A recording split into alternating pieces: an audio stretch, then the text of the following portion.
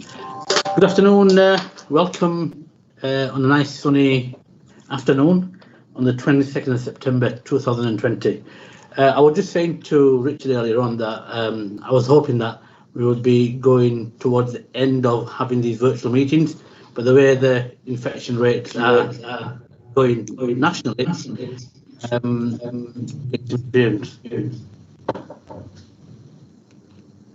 sorry about that, there's some interference in the background. Can we get that noise sorted, please? Somebody's camera getting feedback. Thank you. I was just saying that I was hoping that we were going to come out of this virtual meeting cycle, but the way the infection rates are going, not just in Kirklees but on a national basis, it's like we're going to be actually doing this for some time. But anyway, without further ado, welcome everybody again to the Cabinet. Item 1, membership of the Cabinet.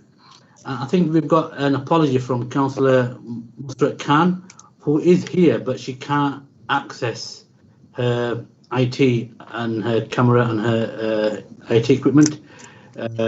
Officers are dealing with that technical issue, so she may join us, but if she doesn't, her apologies for good reasons. If any members have got any interest, please complete the form at the end of the meeting and hand them in to one of the committee clerks by email or post. Sorry, Chair, can I just... it's yes. Carol in the governance team. It was just to flag we'd also got apologies from Councillor Turner. Yes, sorry, Councillor Graham Turner. Thank you very much for clarifying that. Councillor Turner's apologies as well. Item 3, admission of the public. We've got some members of the public who are watching, and we've got a few questions we'll come on to at the due time. Item 4, deputations and petitions. We have a deputation from Heather Peacock. Heather, you've got 5 minutes for your deputation. After you finish, Councillor Peter McBride will respond by assume noting it or referring to the relevant service area for feedback. So, Heather, over to you, 5 minutes. Thank you. Hiya, can you hear me?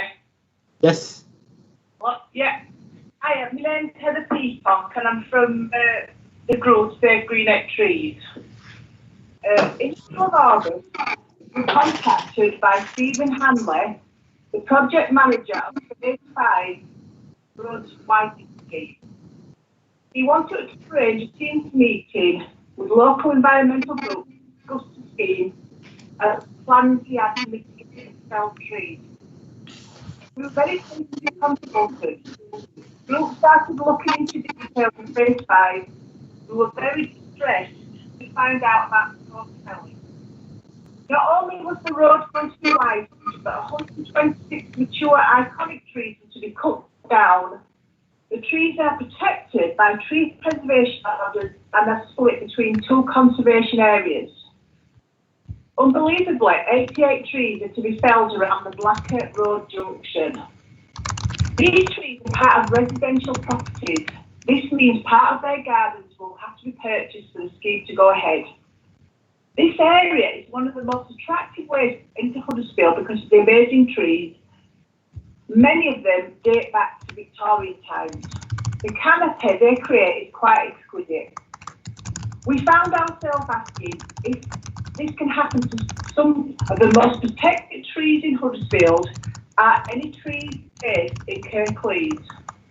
We realised how destructive the full scheme was when Phase 4 was passed by Calder Council, and this included losing part of the ancient woodland and elm bottom woods, which, as we know, is irreplaceable.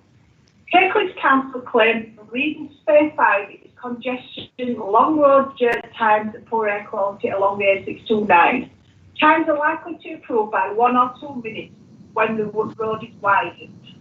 This is a very temporary solution to us. A widened road may provide motorists with some level of respite from congestion in short term. Almost all benefits from the widening will be lost due to the increased demand in the long term. The phenomenon is called induced traffic. Widening the road is not the answer. The money spent on Phase 5 is going to be an eye-watering £12.9 million. This money is going to be provided by the West Yorkshire Combined Authority. The money could be better spent with a little bit of imagination, getting people out of their cars and onto cheap or free public transport.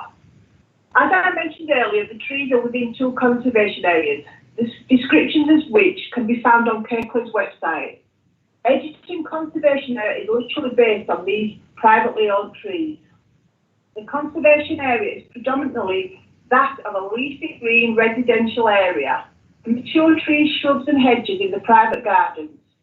In the same document, it says the conservation area imposes a duty on Kirklees Council to preserve and enhance such an area. This road widening scheme surely goes against such sentiment and will destroy the conservation area. As councillors will know, the council declared a climate emergency in 2019. The council said we must take urgent action to improve and protect the environment. The vision was a carbon neutral by 2038. How can the council create additional highway capacity for cars and other vehicles in order to improve things, only to increase the overall volume of traffic? Surely this goes against the declaration of the climate emergency. The council also said they would assess environmental impacts in all decisions. 126 mature trees destroyed will have a major environmental impact. This scheme should be scrapped on this point alone. The Civic Society described it as an act of vandalism. However, a lot has happened since the plans were displayed for public to view in 2018. The council has declared a climate emergency, and the current COVID-19 crisis means many people are working from home and not using this road as much. The Yorkshire and Humberside Road traffic statistics on the Gov.uk website shows daily traffic flow on this section is nearly 6,000 vehicles less than it was. Ms. Peacock, you've got 30 seconds left. I just thought I'd remind you. Carry on. 30 seconds. Okay, I'll just ask you a point. We want a meeting with the relevant councillors about this scheme, and we'd like better communication in general with our councillors. Members of the public are finding they're not getting an answer to their emails. Thank you, Mrs. Peacock, for your deputation. Peter, do you want to respond, please? Councillor Peter McBride. You're on mute, Peter. He's not on mute. We can't hear him. It seems like there's a technical problem. We'll try and get it sorted.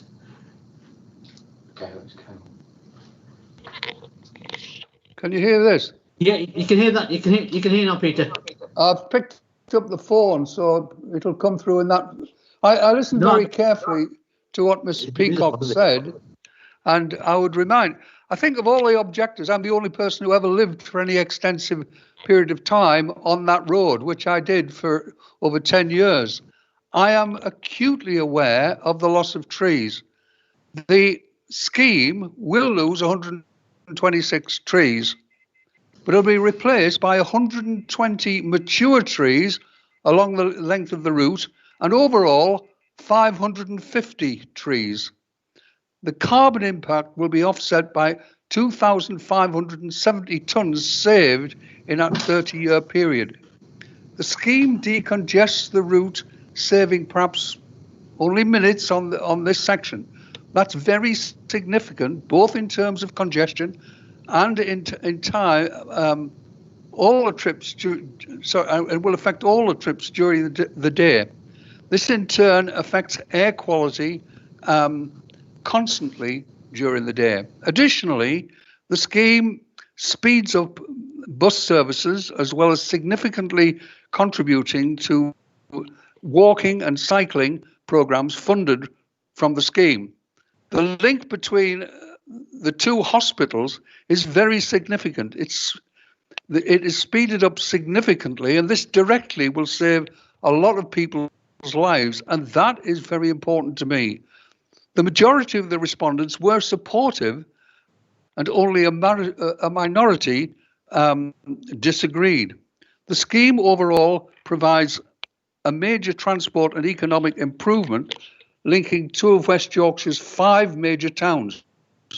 it represents the biggest ever investment in Kirklees and Calderdale, and it's comparable to the biggest scheme in the whole of West Yorkshire within the overall £1 billion programme.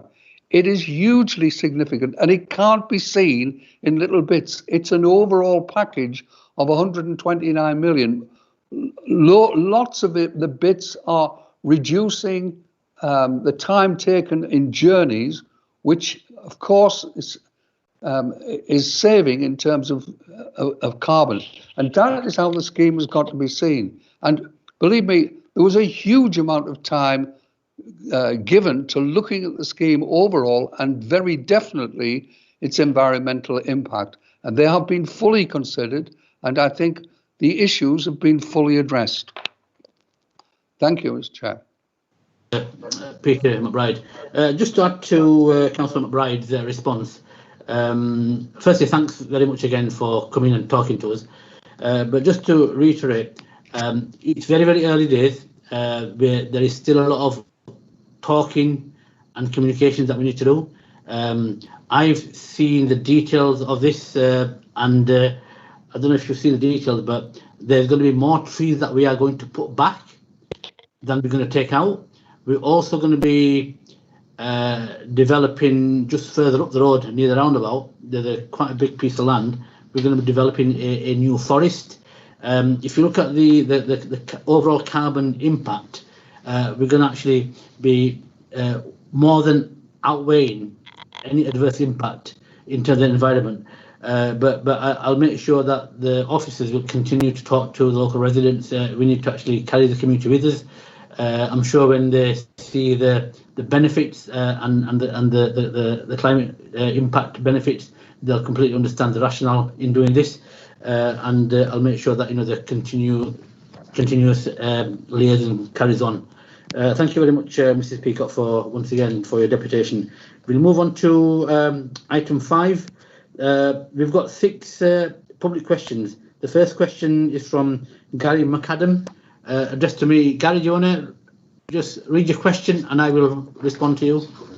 I'll read the question, Chair. I'll read the question. Yeah. And the question from Gary is, the latest statistics shows that Kirklees Council has one of the worst rates for test and trace in England. Given that less than 50% of all contacts were reached by the council, what is the council planning to change in order to prove to residents that filling in test and trace forms is a worthwhile endeavour, and what are they doing to ensure that they reach the government target of at least 80% contacts reached? Thank you, Mr. McAdam. That's an excellent question, and this has been raised a number of times. As you may know, that the responsibility for the test and track system is run by the Department of Health and Social Care. So really, our say and our influence and our power over what they do is very, very limited.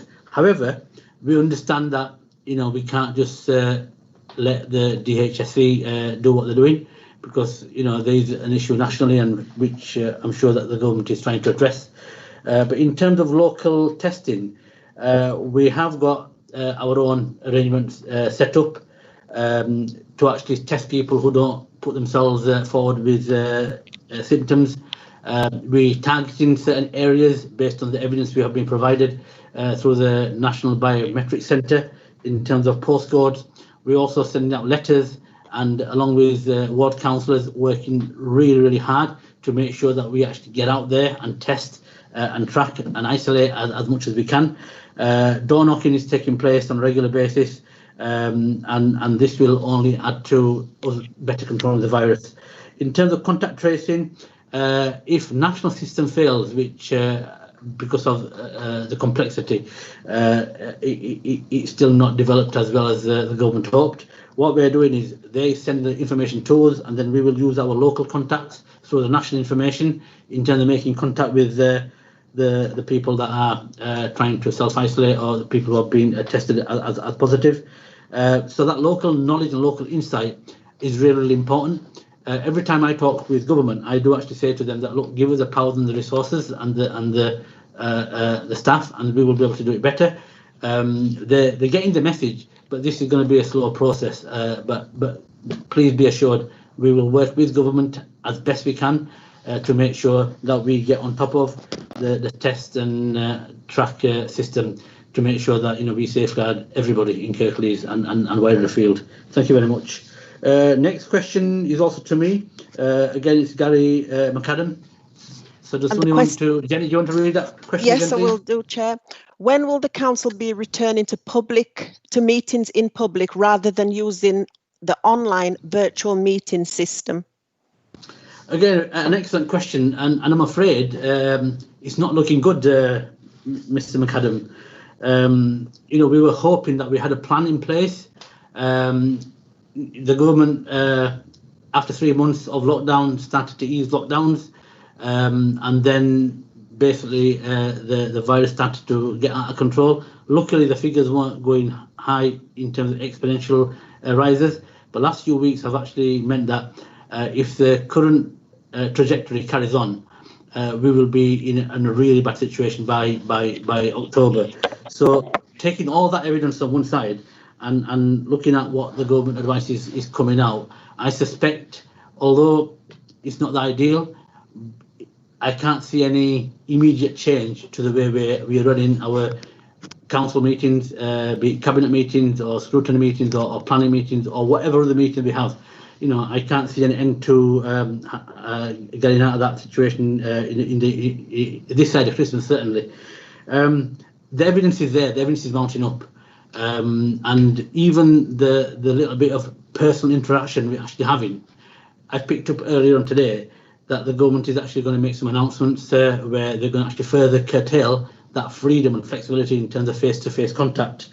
Having said that, I think we also need to understand that there's some positives that have come out of this in terms of how the council has transformed its services, things that were very difficult because of the pandemic. The services have transformed and our residents are seeing that. So it's not just about meetings, it's also about making sure that the services are being delivered. In terms of our digital by default strategy, and again, this is a national strategy that we're trying to actually become IT literate and use IT and digitalization as much as possible. We've moved mountains in terms of engaging with our councillors, with our communities, and the new way of working has been embraced a lot more effectively. Not least because we've been forced to do that in some ways, but again, that's moved on at a pace. And the final thing is the way the communities and the voluntary sector and the community sector has actually mobilised and started to work more effectively in partnership. So there has been a lot of positives that have come out. In terms of the virtual meetings, I'm afraid things aren't looking very good in terms of the way the infections are taking place. Thank you very much for that question, excellent question. Question 3 is from James Taylor to Councillor Peter McBride. Jenny, do you want to read that question, please? Yes. I've been looking at the planned improvements that Kirklees have been advertising along with the West Yorkshire Combined Authority for Mirfield to Leeds M2 D2L transport scheme consultation, which raises several issues. Firstly, who has drawn up the plans for this regarding the Mirfield section? And although there's the Kirklees logo on the plans with Kirklees, will Kirklees actually making comments on these proposals? I was wondering if Kirklees or West Yorkshire Combined Authority had recently had some work experience pupils in, or if they had suddenly employed Bob the Builder. I ask because whoever has drawn up the plans for the Mirfield section sees fit to remove some grass verges and trees along the route, move the main bus stops and bus lay-by where buses can pull in if they're ahead of time, and move the bus stops to outside the library, which has the narrowest bit of pavement in the town centre, as well as making a road no entry that has a veterinary service there. Peter, do you want to respond, please? I'm aware. I can hear you, Peter, we can hear you. Which was drawn up jointly with West Yorkshire and taking into account the views of the Public Transport Authority. I I assure you, Bob, the builder, was not involved in the whole process. We did try to involve him, but not very effectively. I think the scheme is well thought through. Your comments will be passed on to the West Yorkshire County Council, and our officers are also aware of your views. Okay, thank you very much. Yeah, that was West Yorkshire Combined Authority, Peter. Yep. Just you said County Council. But anyway, item 4, James Taylor. Again, another question to Councillor Peter McBride. Do Kirklees Highways and Planning Departments actually speak to each other? Regarding this transport scheme consultation, there is a plan to install a new Pelican crossing in Murfield on Huddersfield Road. A couple of weeks ago, at the virtual strategic planning meeting, there was an application for a new supermarket on Huddersfield Road, Murfield. The planning committee was told that a Pelican crossing wouldn't be suitable on Huddersfield Road by a highways officer. But now we have a situation where a Pelican crossing would be suitable about 100 yards away through this transport scheme consultation, when a developer could be asked through Section 106 to pay for a Pelican crossing. Is the answer no way according to highways? But then when it's coming out of Kirklees Council, West Yorkshire Combined Authority, it is suddenly yes. Councillor Peter McBride. It's my first news of the question, so I'll refer this on to officers. Yeah. Thank you, Peter. So we'll get a written response. Oh, is it officers that can answer? Is that what you're saying, Peter? Yeah. Well, I'm not aware of the question. Yeah. Right. So are there any officers here? What we'll do, Mr. Taylor, is we'll get you a written response to that question. Question 5, James Taylor. Mr. Taylor, Jenny, do you want to read that question out to Councillor Peter McBride? Question 5, please. Yes, Chair.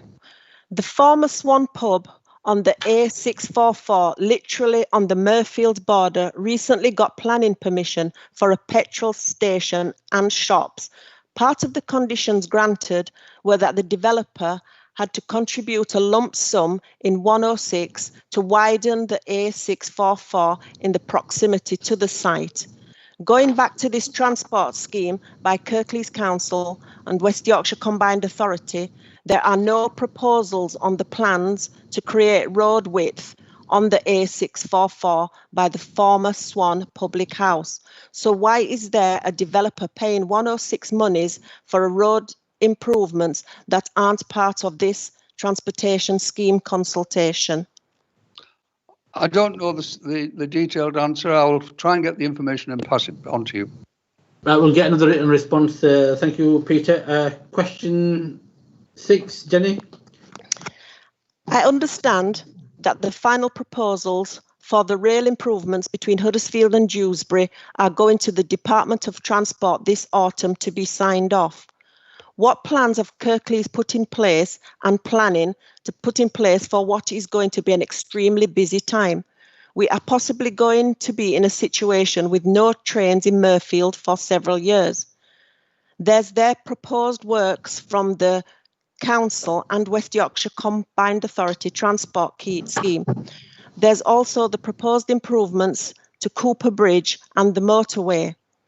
Could we be in a situation where there is no train service for several years and 2 major highway programmes all running at the same time, affecting Murfield, which would obviously have a major impact on the infrastructure, and not forgetting any day that has a Y in it can also guarantee the motorway have accidents on it, and the likes of Yorkshire Water, Northern Gas Networks and Northern Grid, Power Grid digging up somewhere.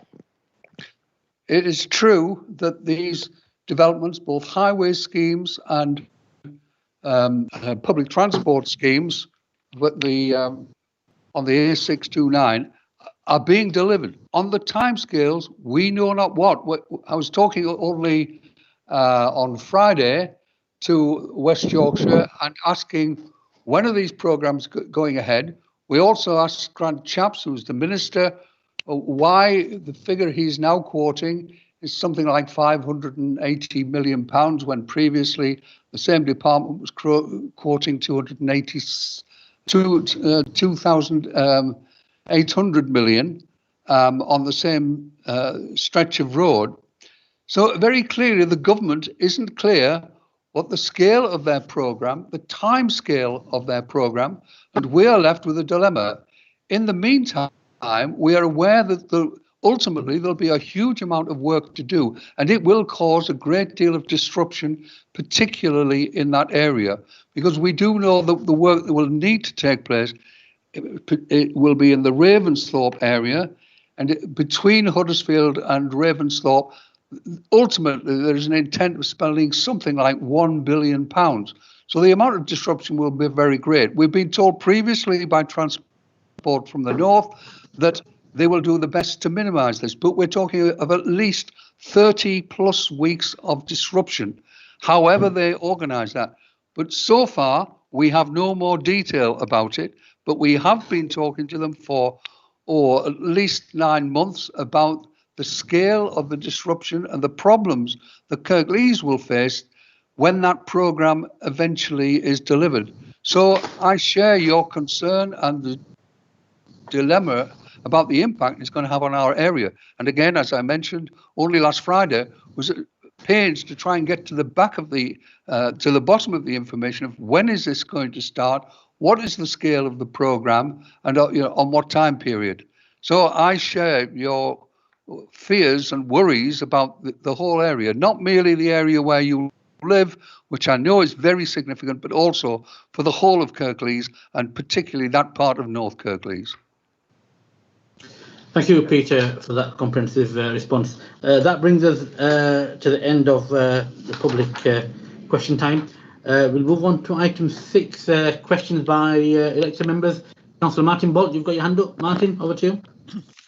Yeah, thank you. And this relates to another transport scheme, which seems to be the flavour today, but one which is just currently out for consultation. It's the Bradley to Brighouse scheme, which I can't find anywhere within this information for public consumption. Information about the Cabinet strategy for active travel routes. Which one is your priority to deliver? What order will all the active travel corridors be delivered in an ideal world? It talks about a Bradley to Brighouse Greenway. What's your definition of a greenway? As to the majority of people, since we started in 1998 developing them, it's a walking, cycling and horse riding route. There's no information in the literature about how much this is costing the public purse.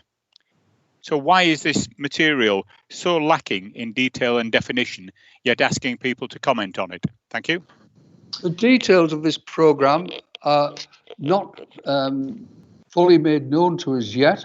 What we do know is being provided for public consumption, but the scale of these schemes and the time scale is very significant. The schemes are coming on at a pace. At the same time, we are unsure of the funding mechanisms to deliver them, and this is one of the issues that is causing a great deal of confusion and problem to all those who are concerned with the programmes. Supplementary, Chair, Leader? Yes, Constable Bolt, yes. Thank you. I was very surprised to hear Councillor McBride say the details are not known to us. When on the website, and I'll just flick across to the website to have a look, the scheme is being delivered by Kirklees Council in partnership with Calderdale Council. So it's a Kirklees Council scheme, and the deputy leader of the council hasn't had the details made known to him. That's a worry. And that part of the scheme I am aware of. I'm not aware of the scheme overall. Yeah. Well, the overall scheme, as it says on the website, if you let me finish, is being delivered by Kirklees Council. Kirklees Council, the lead authority leader on it. So you would imagine that when a scheme is being put forward to West Yorkshire Combined Authority, and I did ask how much this is costing, and in case that's something else that Councillor McBride hasn't had the details of, it's £2.4 million, and it's so scant on detail. Now, it's a concern because 2 years ago, we were consulted on a major highway scheme on exactly the same alignment, the Cooper Bridge consultation scheme. Residents over many areas engaged with the council, submitted responses. 2 years down the line, there has been no report back to your cabinet on the outcome of that consultation process. 3 options were formally submitted.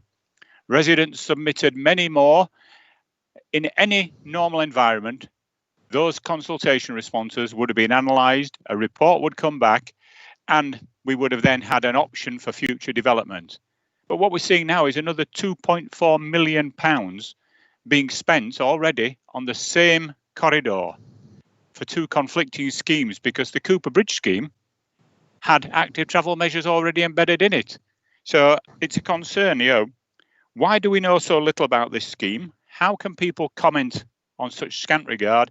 And why 2 years later have you not brought anything back on the Cooper Bridge scheme? Thank you, Peter. Councillor Peter, you answer that? Yeah, the programme on Cooper Bridge has changed 3 times. At one point, it was significantly moderated and modified by virtue of the fact there's a new scheme proposed, which would have involved, you may remember, the taking out of a load of trees on the main routeway, which was going on towards the motorway. We have said no to that, and that has required some further consideration, which in turn has affected the whole programme and required some new thinking about the total scheme, which in turn will affect specific parts of the programme. Thank you, Peter McBride, Councillor Peter McBride. I've got no other questions for item 6. Can we move on please, to? No, I'll have another. Sorry, Martin. You've missed me before, so I'll have another go if I can, please. Go on then. Thanks very much. I know how much you. I hope it's not about the same issue, Martin. Well, no, it's about matters of council concern. Yeah, no, but I'm not trying to stop you asking questions of Peter McBride, but it gets a bit. It goes a bit over to OTT. I'm sure you can have this conversation with Peter if you want separately, right? Yeah, and I think that would be more. But anyway, go on. Leader, if Martin wants some detailed answers to some further questions, if he sends them to me, I assure him I will send him a long reply. Is that okay, Martin? Unless it's another question you want to ask. It's a different question, and fair enough. Right, okay, go on. In fairness, yes, I did write to Peter once about an active travel scheme that needed safety and other matters, and it wasn't complying with planning, and his response was, "It's not a priority." So you can see why I'm not enamored. No, look, Martin, he's on the record. Martin, listen to what I'm saying. He's on the record. I'm witness. He's just said that he will respond to you. Anyway, let's have your separate question. Separate question, thank you. We've referred earlier, Councillor McBride and others, about the massive scheme, which is the Transpennine route upgrade. Yeah. Again, we've seen no information back through Cabinet from Kirklees' submission on this, and in particular, what submission has Kirklees made? What plans is it making to dovetail in much needed bridge replacement at Colne Bridge near the Royal and Ancient pub to tie in with that which Network Rail will be doing when they replace other bridges? Because obviously, there's going to be a disruption while Network Rail replace bridges. You can't pass through while the road's closed. It would make absolute sense for the other bridges on that corridor between the White Cross traffic lights and Bog Green Lane to all be replaced at the same time and enhance that corridor. Has this been factored in? And as a matter of interest, where in Murfield is the A629, which you mentioned earlier on? Peter? The dilemmas that we face here are governed by the actions or inertia of the government, who first of all talked about a £5 billion scheme.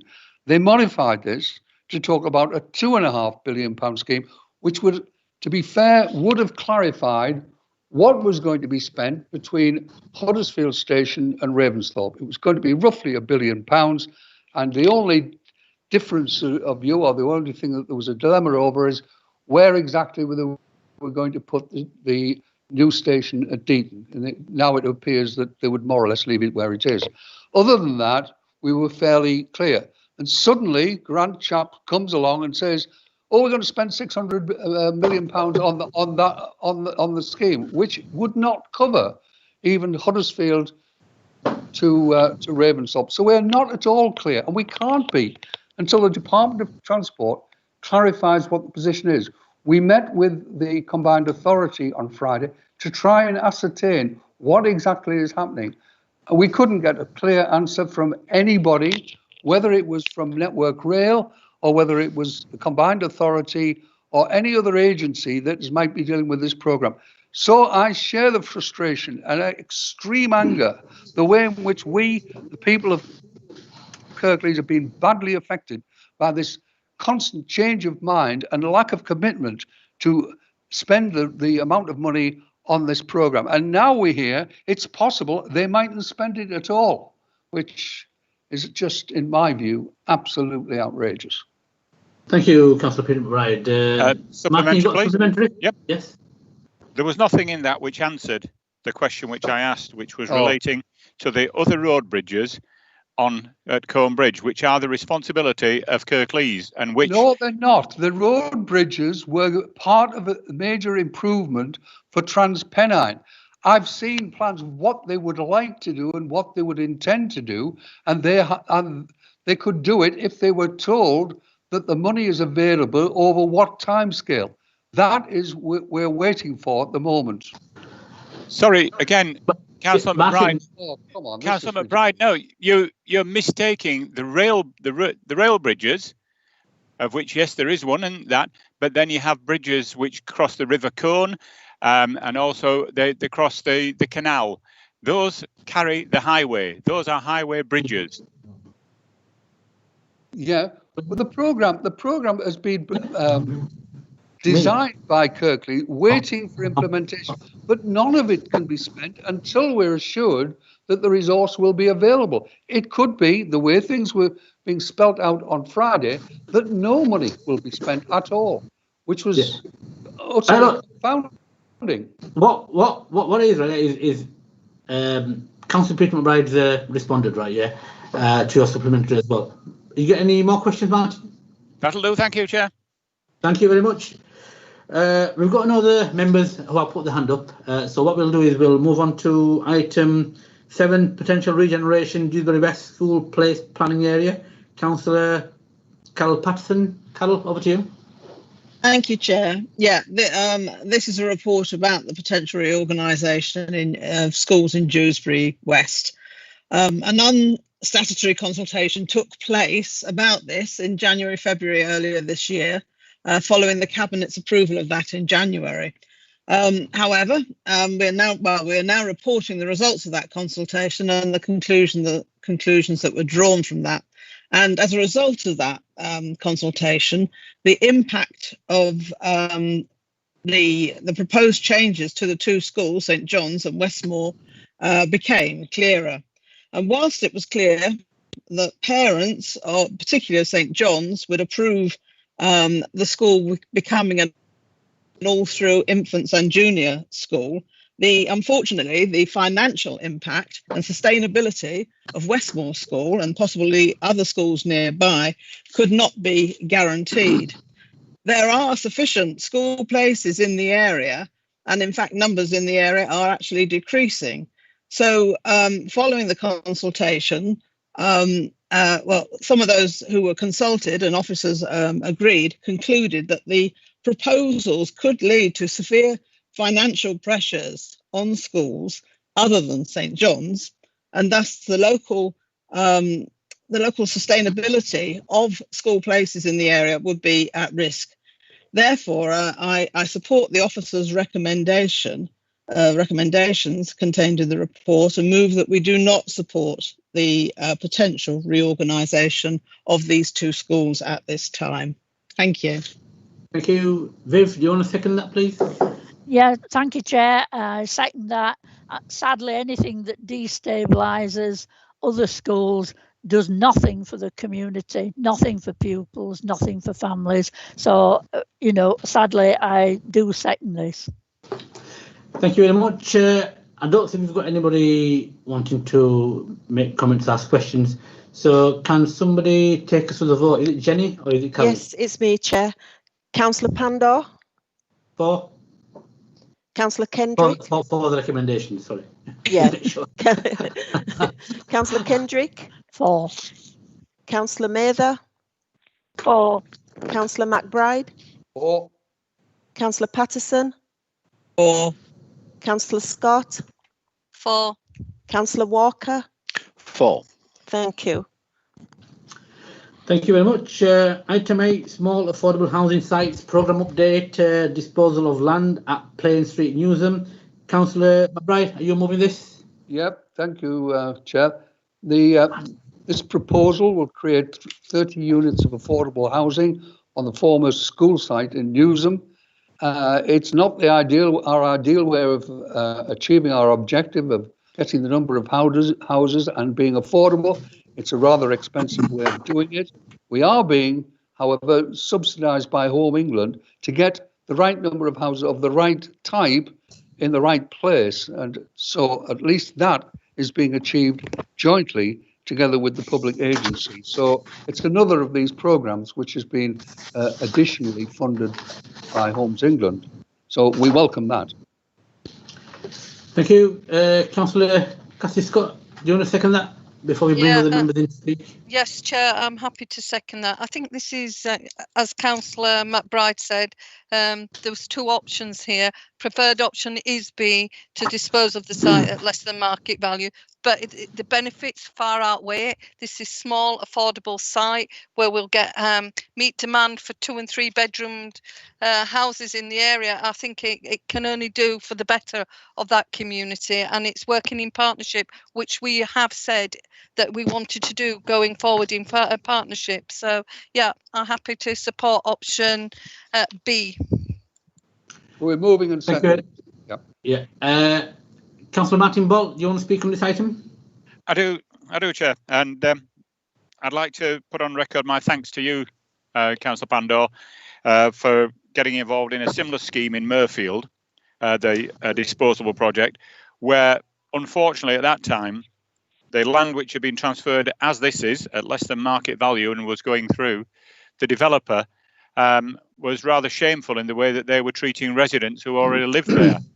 I hope that as we take these forward, Kirklees officers will have learned from that and will be ensuring that they look at the deed package as they're negotiating to see what rights of access people who live around these small affordable sites have. Because the one in Murfield, as you know, the residents living around it have enshrined their rights of access by foot and vehicle, which the developer was trying to obliterate. They were telling them for a year they couldn't access their houses and they may have to negotiate a license.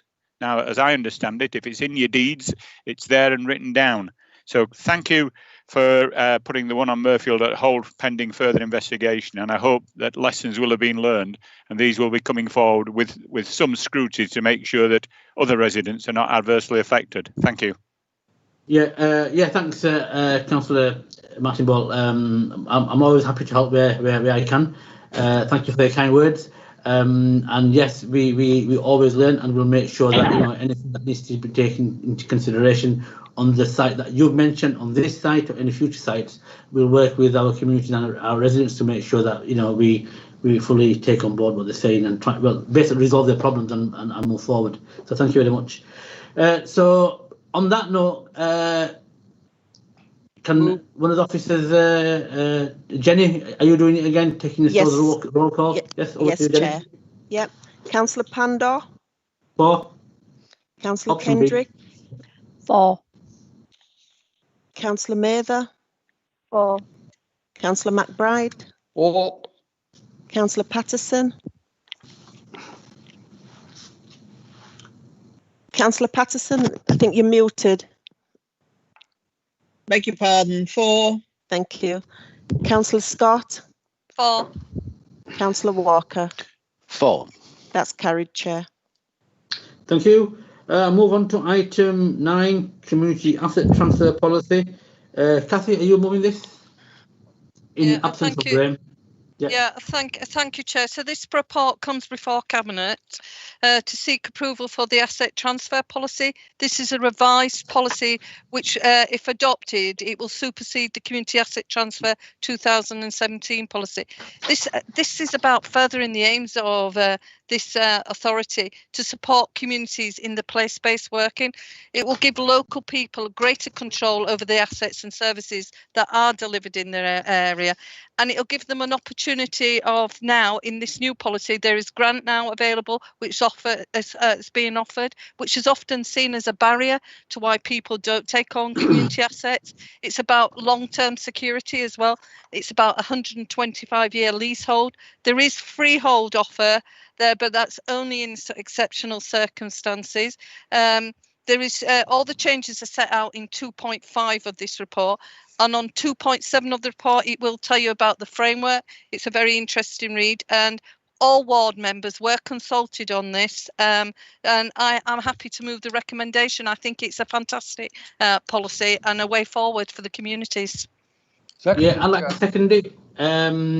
But before we go for the vote, Councillor Martin Ball, you want to talk? Yes, thanks, and thanks to Cathy for introducing that. A matter's come up in the last few days relating to community asset transfer in Murfield, and I don't expect you to be able to answer now, Cathy, and probably if we could have a chat or something, but I'd like to just raise it that, once again, can we have some joined up working from the council? A group in Murfield were making inquiries about a community asset transfer. They're a cricket club. The council staff were willing to talk to them about transferring a rather neglected cricket pavilion, which obviously is in the ownership of Kirklees, but seemed reluctant, if not opposed, to the idea of transferring the cricket pitch. Now, don't you agree that it seems rather strange, and why would a cricket club want to do an asset transfer for a cricket pavilion if they couldn't be guaranteed that the cricket pitch would there in perpetuity? You know, it wouldn't be much of a cricket club without a pitch. So can we have a look at that, Cathy, and will you hopefully work with me on achieving this? Yeah, Councillor Bolt, I'll be more than happy to look into it. If it's only just come up in the past few days, I think this is, there'll be different kinds of assets and different things that there'll be a learning curve for all of us on this. So yeah, I'm happy to take that up and have a discussion with you, Marty. Thank you very much. Right, thank you very much, Councillor Cassie Scott. Jenny, do you want to take us through the roll call, please? Councillor Pandor. 4. Councillor Kendrick. 4. Councillor Mather. 4. Councillor McBride. 4. Councillor Patterson. 4. Councillor Scott. 4. Councillor Walker. 4. That's carried, Chair. Thank you. Thank you very much. Item 10, Huddersfield and Dewsbury Town Centre Finance. Councillor Peter McBride to introduce. Thank you, Chair. This is an update at this stage of development of both Huddersfield and Dewsbury Town Centres. The report shows how money is being assigned on the range of different schemes in the two town centres. The amounts and expenditure within and between is being shifted to reflect availability of money from external sources, responses to immediate demand to develop different schemes within the overall allocation as different programmes progress. This is a constant juggling of internal and external resources. It's difficult to keep track and to keep the momentum, and money is being shifted from different programmes as costs and speed of access from external resources becomes available. So I'm trying to keep, well, both myself up to speed and in turn the council up to speed with the changing programme.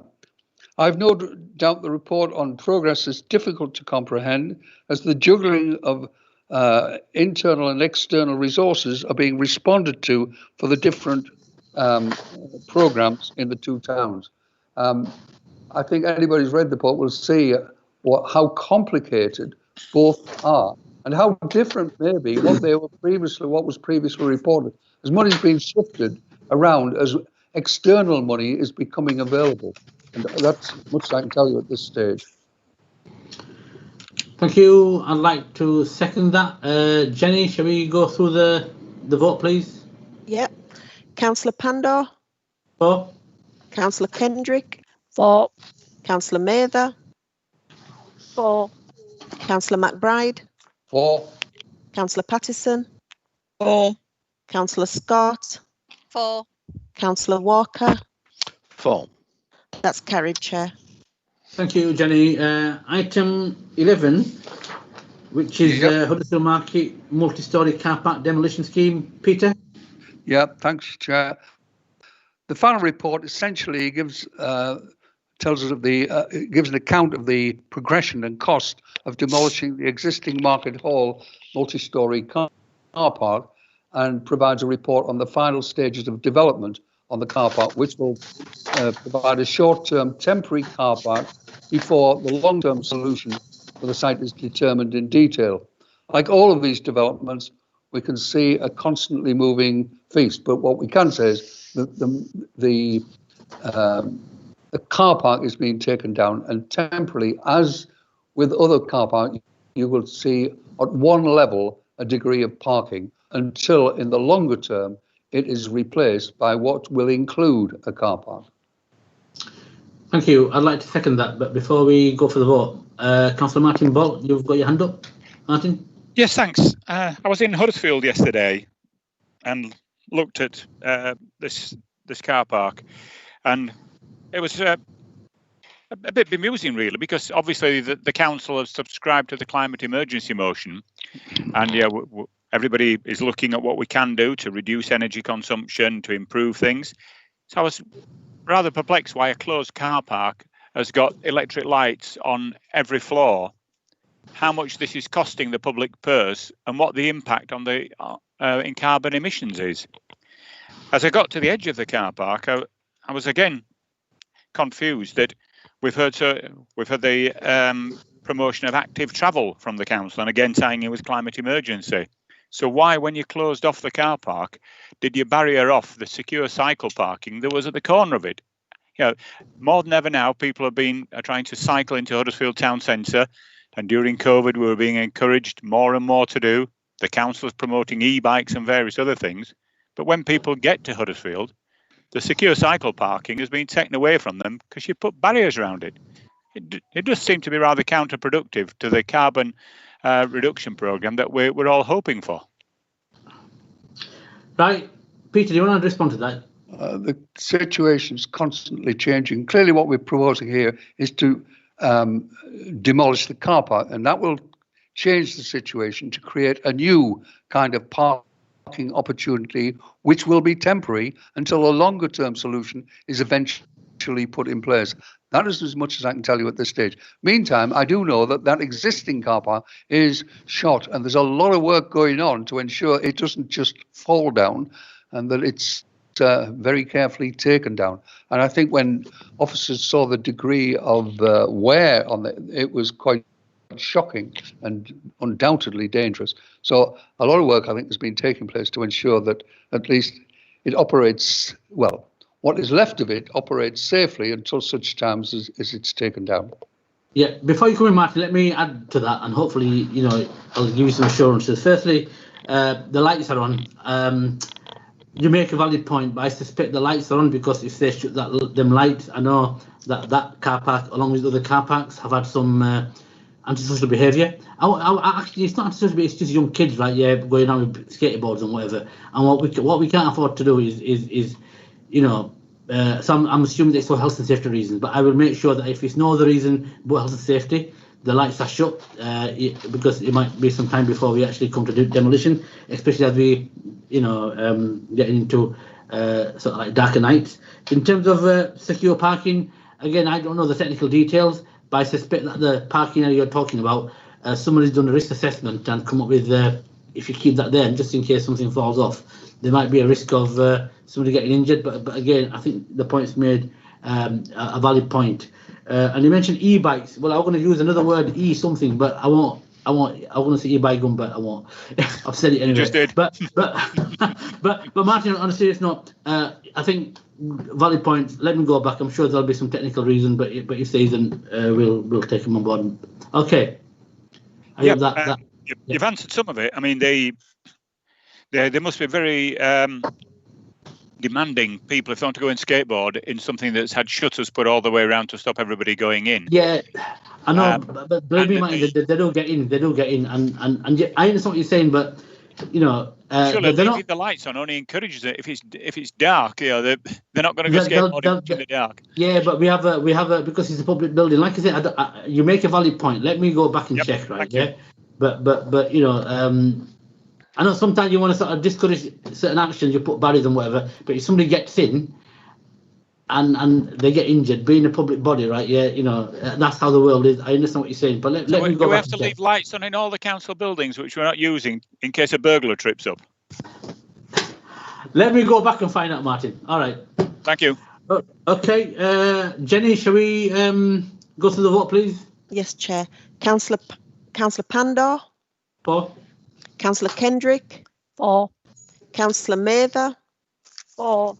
Councillor McBride. For. Councillor Patterson. For. Councillor Scott. For. Councillor Walker. For. That's carried, Chair. Thank you. Thank you very much, and you'll all be really pleased to know that we have now come to the end of the meeting. Enjoy your rest of the day. It's still nice and sunny. I've been told by the weatherman, our great weather forecasters, that tomorrow we will be back to the normal weather that we have been seeing, and hopefully, right, yeah, you know, we'll get some more sun before winter and autumn comes in proper. So thank you very much to you all, and look after yourself, and speak to you all soon. Goodbye.